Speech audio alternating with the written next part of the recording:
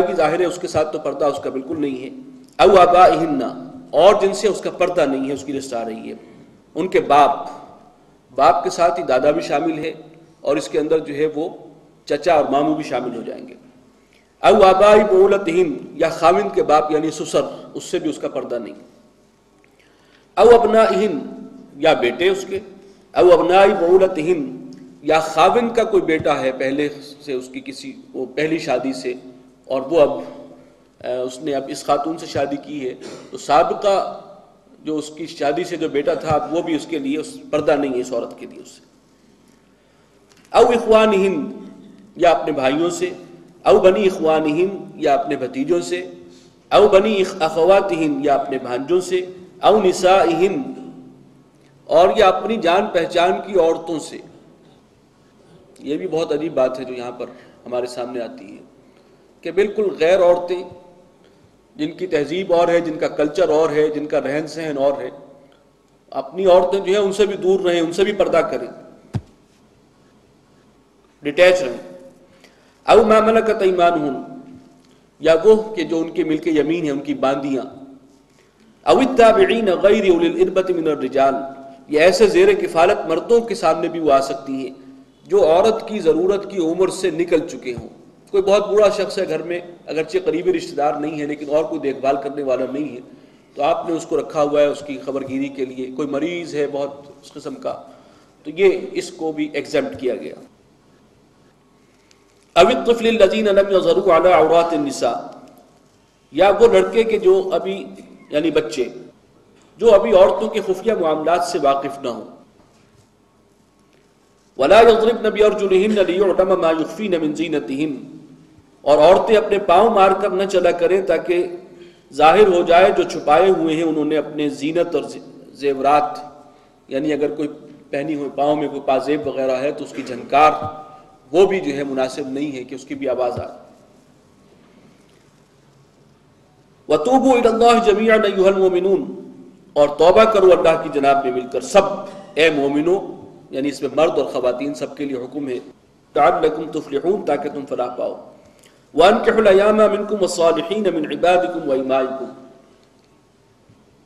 اسی پاکیزہ ماحول کے حوالے سے ایک اہم اصول یہ ہے کہ کوشش یہ ہونی چاہیے کہ کوئی جوان شخص بغیر نکاح کے نہ ہو اس معاشرے میں۔ جو فساد پھیلنے کے لیے جو ایک مواقع ملتے ہیں کہ جب بیٹھی رہتی ہیں بیوائیں ہیں، کوئی جوانی میں بیوہ ہو گئی ہے اب دوسری شادی نہیں کر سکتی اس لیے کہ پھر معاشرے میں وہ ٹیڑھی نظروں سے دیکھی جائے گی، تو یہ جو چیزیں ہیں، یا بچیاں بیٹھی ہوئی ہیں، لڑکے ہیں اب عمریں کافی ہو گئی ہیں لیکن یہ کہ شادی نہیں کر رہے، یہ غلط ہے۔ تو انکحوا الایامہ، یہاں تک کہ جو ایامہ ہیں یعنی بیوہ اور رنڈوے، اس میں دونوں آ جائیں گے۔ عورت ہے تو بیوہ کہلائے گی اگر اس کا شوہر مر گیا، مرد کی بیوی کا انتقال ہو گیا تو وہ رنڈوا کہلائے گا، تو یہ دونوں کو کور کرتا ہے یہ لفظ۔ ان کا نکاح کر دیا کرو تم میں سے، یعنی ان کو بھی روک کر گھر نہ بٹھاؤ۔ والصالحین من عبادکم وامائکم، اور تمہارے اپنے غلاموں اور باندیوں میں سے بھی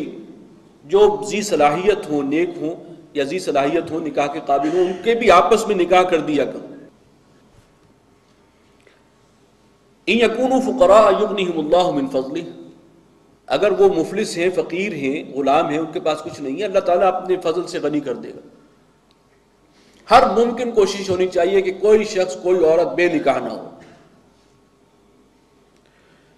واللہ واسع علیم، اور اللہ تعالیٰ وسعت والا ہے، جاننے والا۔ وَلْيَسْتَعْفِفِ الَّذِينَ لَا يَجِدُونَ نِكَاحًا، اور جو شخص بالکل ہی نکاح کی قدرت نہ رکھتا ہو، استطاعت نہ ہو، اس کے پاس کچھ بھی نہ ہو مہر میں دینے کے لیے، بالکل مفلس قلاش، فرمایا کہ اب یہ نہیں کہ چونکہ وہ نکاح نہیں کر سکتا تو اس کو اب زنا کا لائسنس مل گیا کہ دوسرا راستہ جو ہے اس کے لیے کھول دیا جائے، نہیں، وہ اپنے آپ کو اب تھام کے رکھے، عفت، وَلْيَسْتَعْفِفْ، بچائے اپنے آپ کو زنا سے، حَتَّى يُغْنِيَهُمُ اللَّهُ مِنْ فَضْلِهِ، اور یہاں تک کہ اللہ تعالیٰ اس کے بھی حالات اچھے کر دے اور وہ اس قابل ہو کہ کسی کو نکاح میں لا سکے، اپنے فضل و کرم سے اس کو غنی کر دے۔ وَالَّذِينَ يَبْتَغُونَ الْكِتَابَ،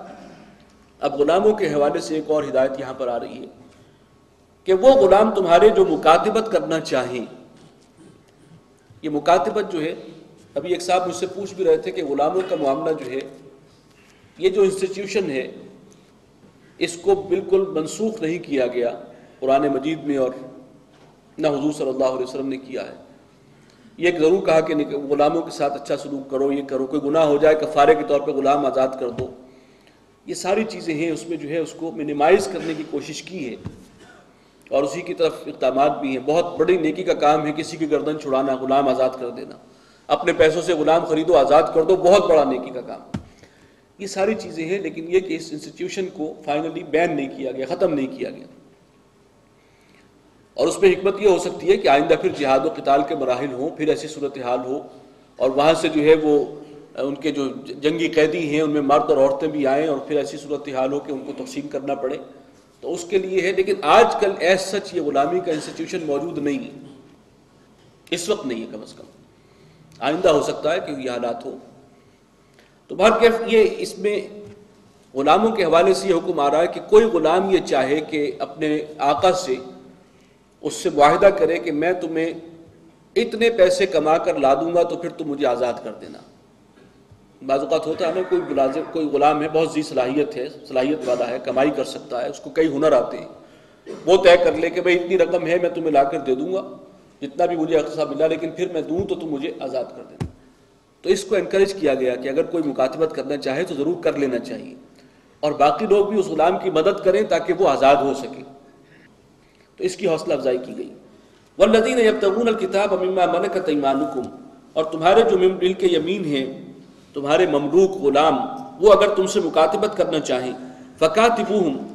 تو پھر ان کو لکھ دیا کرو، یعنی وہ مکاتبت کر لیا کرو، ان علمتم فیہم خیرا، اگر تم دیکھو ان کے اندر کوئی بھلائی، کوئی صلاحیت۔ وآتوہم من مال اللہ الذی آتاکم، اب دوسرے مسلمانوں سے کہا جا رہا ہے کہ جو مال اللہ نے تمہیں دیا اب اس میں سے ان کو دو، تاکہ وہ جلد از جلد اس سے فارغ ہو جائیں، اس غلامی سے نکل سکے۔ ولا تکرہوا فتیاتکم علی البغاء، اور اپنی باندیوں کو مجبور نہ کیا کرو بدکاری پر۔ یہ اس زمانے میں رواج تھا، ان سے بھی جو ہے کسب کیا جاتا تھا، اس کے پیسے کمانے کا ذریعہ تھا، اس کو بھی روک دیا گیا۔ ان اردنا تحسنا، جبکہ وہ عفت کی زندگی کی خواہاں ہوں،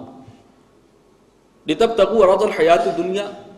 اور تم چاہتے ہو کہ ان کے ذریعے کو دنیا کی زندگی کا مال کما لو۔ ومن یکرہن فإن اللہ من بعد اکراہہن غفور رحیم، اور جو کوئی اپنی باندیوں کے ساتھ یہ جبر کرے گا کہ ان کو مجبور کرے کہ وہ جسم فروشی کریں، تو اس میں محذوف ہے کہ پھر وہ بہت بڑا جرم ہے اللہ کے نزدیک، اور جن کو مجبور کیا گیا ہے ان کے لیے اللہ تعالیٰ غفور ہے اور رحیم ہے، یعنی وہ تو مجبوراً کر رہی ہیں، باندیاں ہیں، اصل ظلم تو ڈھا رہے ہیں ان کے مالک، تو ان کے حق میں اللہ تعالیٰ ان باندیوں کے حق میں غفور ہے، رحیم ہے، بخشنے والا ہے، مہربان۔ وَلَقَدْ أَنزَلْنَا إِلَيْكُمْ آيَاتٍ مُبَيِّنَاتٍ، اور ہم نے نازل کر دی ہیں تمہاری طرف واضح اور روشن آیات، احکام۔ وَمَثَلًا مِّنَ الَّذِينَ خَلَوْا مِن قَبْلِكُمْ، اور مثالیں اور تمثیلیں ان لوگوں کی جو تم سے پہلے ہو گزرے ہیں۔ وَمَوْعِظَةً لِّلْمُتَّقِينَ، اور نصیحت متقین کے لیے، یعنی یہ نصیحت تو اللہ کی طرف سے ہے، اس سے فائدہ وہی اٹھائیں گے جن میں کچھ خدا ترسی۔